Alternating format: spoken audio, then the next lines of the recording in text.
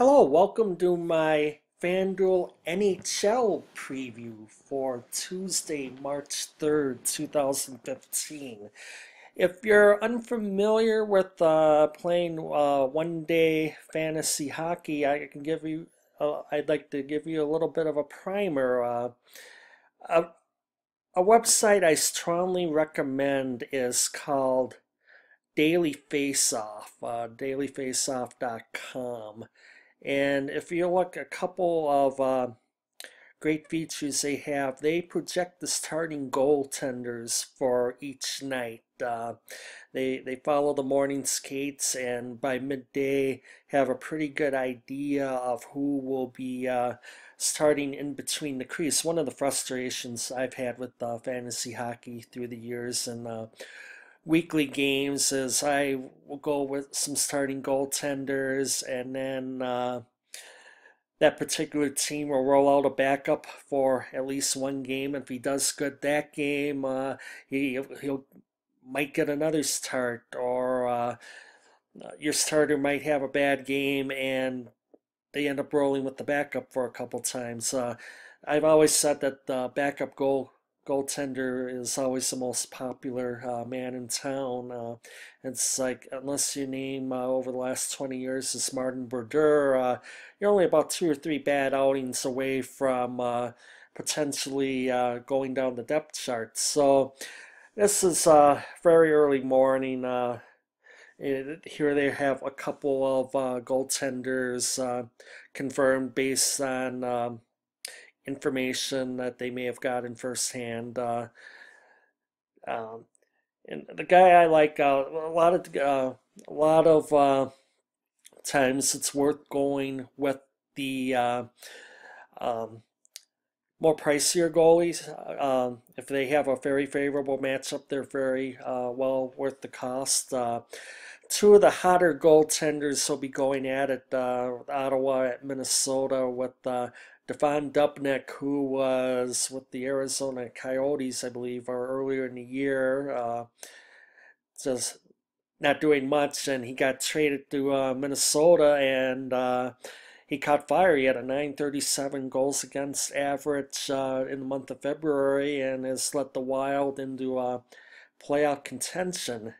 Andrew Hammond was in the minors until a couple weeks ago. His goals against average in the AHL was not flattering. It was about 3.5. And they brought him up, and I wasn't thinking of using him in my lineup, figuring if he was getting let up in the minors, I'd hate to think what was going to happen in the big show. And Hammond has been absolutely on fire, particularly in the last week. 5-0 record. First game, Montreal, top record in the East. I didn't think he'd do much. 42 saves that night, got the win. Held Florida to 1 goal. Shutout in Anaheim. 24 hours later, shutout in Los Angeles. And another win in San Jose. He's been obviously incredible. You have to ride with it. It's only a $5,600 salary, and I will make him my goaltender. Now, constructing the rest of your lineup, and I will go back to Daily Faceoff. The other fantastic feature they have, and it's up to date.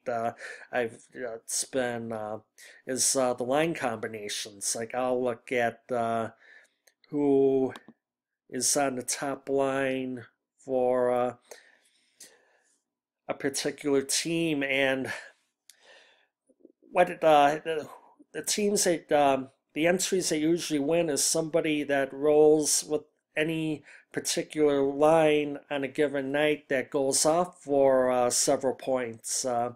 So here we have the Gaborik, Kopitar, and okay, now I know Trevor Lewis is with the top line, and then there's that 70s line. That's good option too. And then the other thing is, there's a luck factor in hockey that you don't see in basketball and other sports, and some unforeseen events happen. The Buffalo Sabres, who are on pace to have the lowest goals per game average since the 1930s, went off for 6 goals on the Vancouver Canucks last week. And if you happen to roll out some Sabres that night just for the heck of it, you may have had a chance of winning the whole thing. So, just for some examples here, I'm going to kind of play some matchups like Buffalo at Tampa Bay. So I'm going to kind of roll out some Tampa players. I'm going to kind of look at their lines here. See who Tampa has been rolling out. I kind of want to know.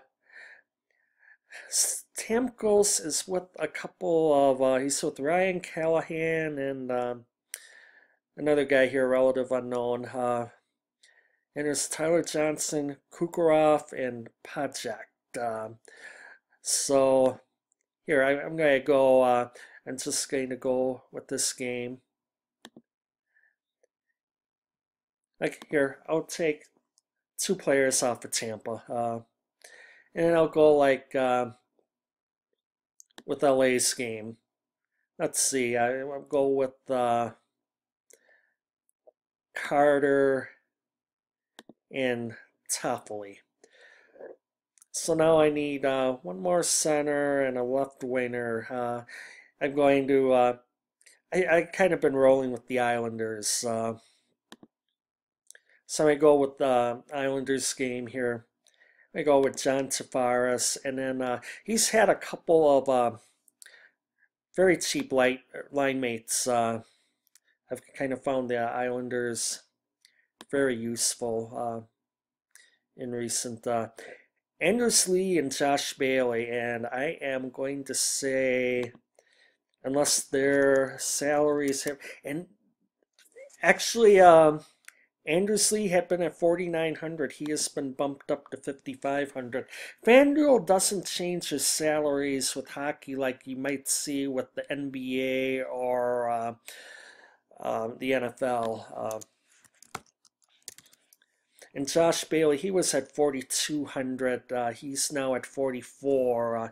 Now, if I want to roll out that whole line, that is an option. But here, just for sake here, I went with 2 Tampa players, 2 Islanders players, and 2 LA Kings players. And Kings have Edmonton, favorable matchup. Buffalo has Tampa has Buffalo, favorable matchup. But if for some reason you like to think that Washington's gonna go off on Columbus, feel free to put in Ovechkin and his 2 line mates. So you could go back and look up the Capitals. Roll out Ovechkin and Backstrom if you can fit them into your cap space. And finally, there are the defensemen, and the defensemen are kind of like the tight ends in football. They kind of get swept under the rug. You don't think that they're going to make a real difference, but if you can find some nice cheap defensemen, or if you have the cap space to go with one of the elite defensemen, Norris Trophy candidate on a given day, it just works. So it can really pay dividends. So here I'm going to try to go if I really think that. Here we're going to go through the whole roster of defensemen for all of the games. Let's see, Shea Weber is the most expensive, along with Erik Karlsson. Now I got 9,600 left. I really can't afford them unless I want to go with a cheaper centerman. That's always an option. So I'll go with Victor Hedman. He'll give me another Tampa player. Hopefully he'll get a couple assists on goals by Kucherov or Pollock. And then 4,500 left, and Mike Green's a nice defenseman. If I were to play Ovechkin and Backstrom, that would work as well. So, here's just one suggested lineup: Pollock, Lee, Kucherov, Toffoli, Carter, Tavares, Hedman, Mike Green, Andrew Hammond. Uh, but we can there's many different, that's the beauty of fantasy hockey. There's many different ways you can go about it. Here, instead of Tavares and Paget, I will put in, and Ovechkin's been killing it lately. Ovechkin's been killing it lately. So I'm going to put him in, and I'm going to put Backstrom in. It's going to tell me I'm over the cap now. So I will end up putting in a cheaper player somehow. Find a left winger out there. Just throw a name out there just kind of for. Oh, Curtis Glencross. I don't know what line he's going to be. We just had the trade deadline on Monday, and Glencross was been with Calgary for several years. He is now with the Capitals. So maybe I'll do something. Maybe they'll stick him on a power play unit or something, and I'd just throw a name out there. I would obviously study much more, but just the point I'm showing is there are several different avenues to go with. You like a couple guys off Anaheim, at Arizona. That's a favorable matchup. You can go ahead and consider. Your Corey Perry's or Ryan Getzlaff or someone like that, or like if you think San Jose's gonna get a lot of goals, you can do it with basically any team. I've seen people have a lot of success with Ottawa. They have some kind of relatively Mike Hoffman. He's in the Calder Trophy race for. Best rookie, he's only 5,200. They got, I know he had a centerman. I think this guy was one of his line mates. So if you're looking for a couple cheap players, you go with Hoffman and Zibanejad. So there are many options I've seen in the breakaway contest where you have thousands and thousands of entries.